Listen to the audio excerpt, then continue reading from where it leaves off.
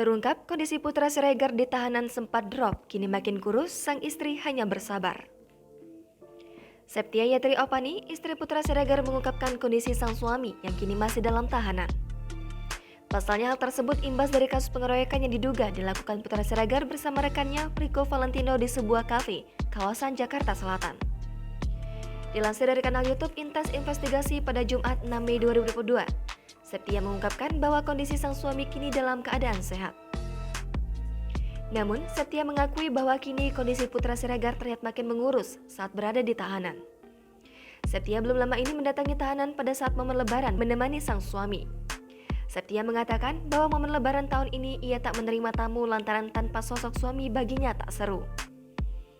Tak hanya itu, Septia mengaku bahwa Putra Siregar berpesan kepadanya untuk lebih sabar dan ikhlas menghadapi cobaan yang kini datang padanya. Sebelumnya, Septia Yatri meluapkan isi hatinya saat menjalani momen Lebaran tanpa Putra Siregar. Sebagai seorang istri, Septia merasa sedih lantaran masih harus berpisah dengan suaminya.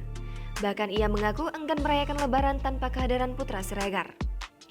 Ibu tiga anak ini mengatakan bahwa jika suaminya masih ditahan saat Lebaran tiba, ia memilih untuk berkunjung ke Polres Jakarta Selatan.